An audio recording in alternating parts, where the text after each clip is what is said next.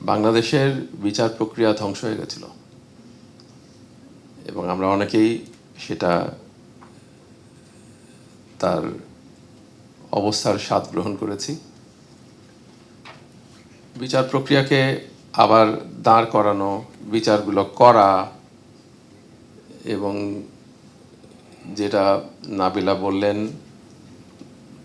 যে actual detention সেন্টারগুলোতে, আয়নাঘরগুলোকে যদি আমরা রক্ষা করতে পারি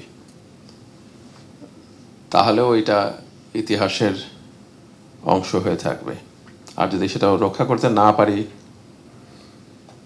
তাহলে শুধু রেপ্লিকাতে কাজ হবে না। বাংলাদেশের মানুষ অন্যায়ের বিরুদ্ধে লড়াই সংগ্রাম করেছে, কিন্তু এইবারের 15.5 বছরের লড়াইটা ছিল অনেক দীর্ঘ এবং অনেক ভয়াবহ। এর পরিণতি 36 দিনে আসলেও এর পিছনের ইতিহাস অনেক লম্বা।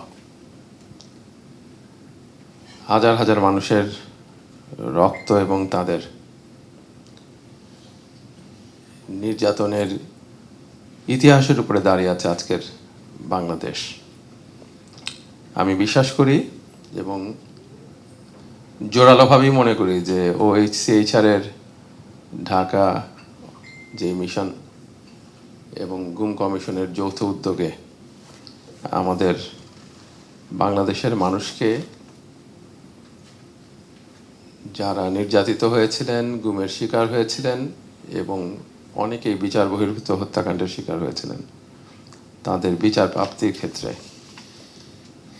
একটা পথ দেখিয়ে দিয়ে যাবেন, যেটা শুধু দুটা ট্রাইব্যুনালেই আমি বিশ্বাস করি এটার সমাধান হবে না।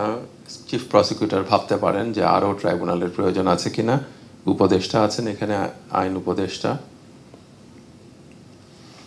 বিচার করবেন। তবে সব শেষে যে কথাটা বলবো, আমি মনে করি আইন উপদেষ্টা এটা সিরিয়াসলি দেখছেন, কারণ এই আইনটা নিয়ে উনি অত্যন্ত কঠিনভাবে লেগে আছেন। এখানে যে দুটা প্রশ্ন বলা হলো, যে যারা এখনো গুমের ভিকটিমরা মামলা টেনে বেড়াচ্ছে, এটা ভেরি সিরিয়াস ইস্যু, এটা আমরা অবশ্যই দেখব। আর আরেকটা হচ্ছে যে ভিকটিম ফ্যামিলিগুলোর তাদের ব্যাংক অ্যাকাউন্টে অ্যাক্সেস করা, এটাও আশা করছি দ্রুতই সমাধান হবে। সবাইকে ধন্যবাদ। জীবনের সাথে চলে hi-fi, all time healthy life. নিশ্চিন্তে খান স্বাস্থ্যকর অল টাইম পান। All time healthy life.